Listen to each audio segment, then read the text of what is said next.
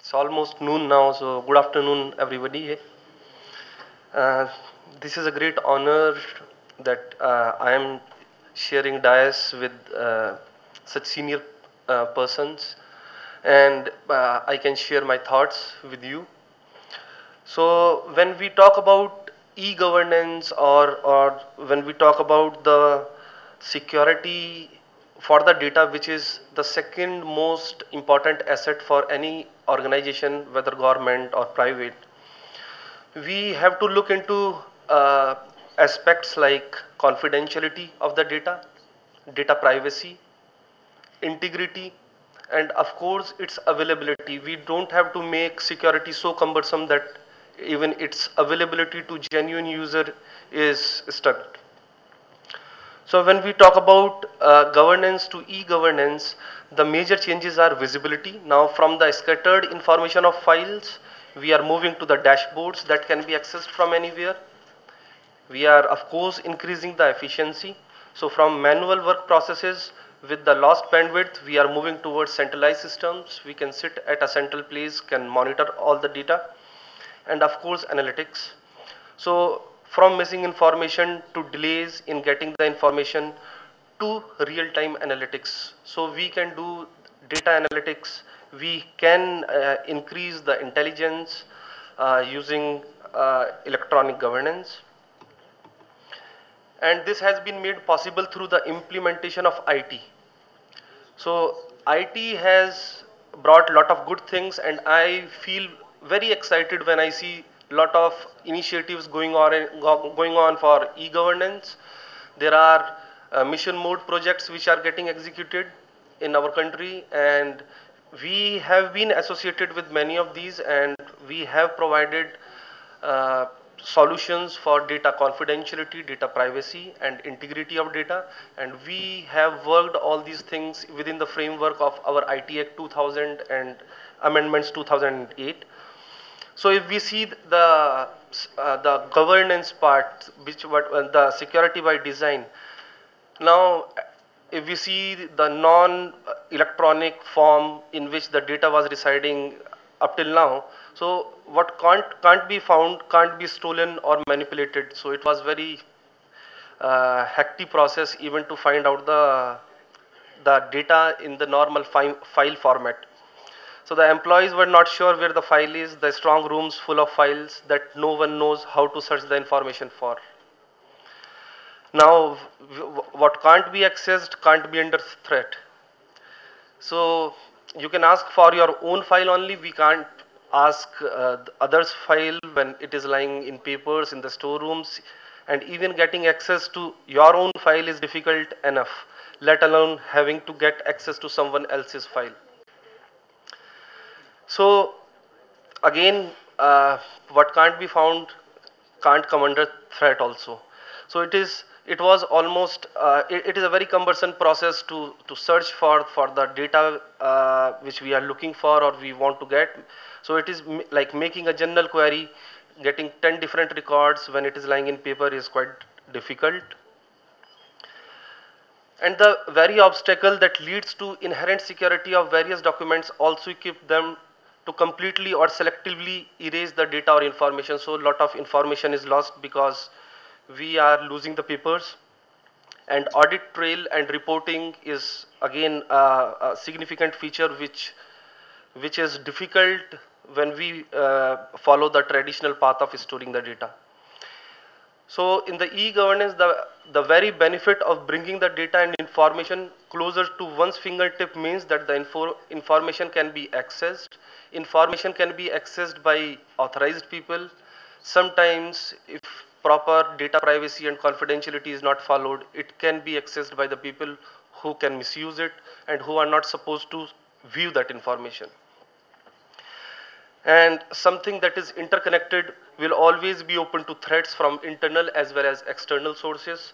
More than external sources, we always come through various reports by Forrester, Gartner in newspapers that most of the threats are from the internal people who are managing the data rather than the people who are coming from outside, because we have we have enough security on our parameters, but we still lack security when person or the people who are managing it is having wrong intent. So for the if we look at the use cases in the present MMPs, we can see at the CCTNS project, where vision was to automize the complete policing process, and the objectives in the CCTNS is empowerment of police officers at all levels, improve service delivery, provide enhanced tool for law and order maintenance, investigation, crime prevention, increasing the operational efficiency, and like complete automation of the process while data is flowing from police stations to the district centers to the state data centers to the central site. And the data elements which is stored in the CCTNS project is typically the criminal details, lost or unauthorized property details, and all these, if you see the pictures, biometric prints, all these is very personal information, and at all points of time it should be accessible only by the authorized people, not by the people who can misuse it. Similarly, if we see the other projects, the treasury project, if we consider, we see that lot of finance details are stored in the data centers, is accessed by the employees, and those are pension details, budgeting details, accounting details. Lot of this information can be misused if it is not going in the right hands. So for the proper authentication, authorization, and data confidentiality, there should be measures at the access, you can say at the access level. There are provisions of login name and passwords which are not sufficient. So things are moving towards multi-factor authentication like PIN, digital certificate-based authentication, and biometrics. The security for the data which is flowing on the wires, that is in transit. We have certain measures to implement confidentiality when we encrypt the data according to the laws persisting in our country, and then securing the data which is lying in the databases so that nobody can take away the media and can misuse the data. Similarly, if we consider the IGRS, there are important fields which are stored or which are maintained. Those are property details, scanned copy of registry, buyers, sellers, fingerprints again, and signatures. So like there can be misuse of this data, like if somebody query the system to show the top 10 transactions by value in last 10 days, it is very easily accessible if all the data is electronized. Once done, does it facilitate someone with criminal mindset to make demands on the parties involved? Does the information published on a website or any other public media lead to uncomfortable situation for the parties involved? These are the questions which come when data is accessible very easily by to the employees, to the people. There can be scenario when we can query the system to show list of people with highest number of properties. It can facilitate against someone to misuse it, and the information published on a website or any other public media lead to again uncomfortable situation to parties.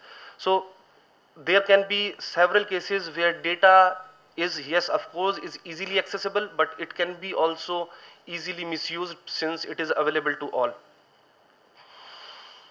Like downloading the copy of registry documents along with the photographs and owner details. This is again some personalized data which can be misused.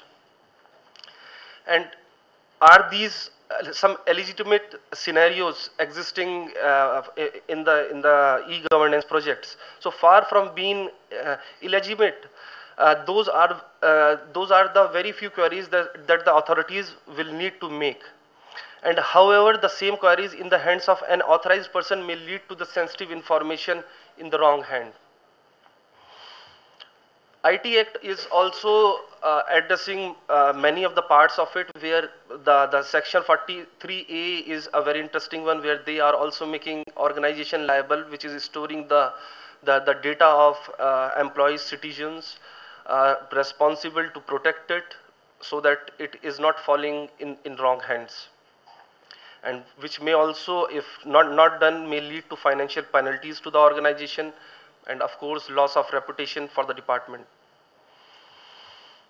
So this is the uh, complete moral basically. But when we have to implement security, we have to understand the security aspects, that is integrity of the data. No unauthorized person should be able to change the data. Non-repudiation of the transaction, any person doing any kind of transaction, accessing anything, should not deny later on that I have not done it. And encryption to provide confidentiality to the sensitive data. And we have to classify the data. We need to classify what information need the most protection. We have to control access. We have to implement strong authentication so that only the right and genuine people are accessing the data. Again, searching should be there only for the authorized users, and adequate level of security for the identified data elements. Of course, there is again requirement of audit and reporting. This is the last slide. I'm not going to take some more time. So there are technologies available which can provide this level of integrity for the data, confidentiality, non-repudiation, and these can provide proper auditing and reporting at various modules. These are the modules I have just picked up from the CCTNS. And now the good initiatives are coming up in the project, and there are measures where the data at rest as well as data in transit is completely secured using proper encryptions and are also digitally signed to ensure integrity according to the IT Act.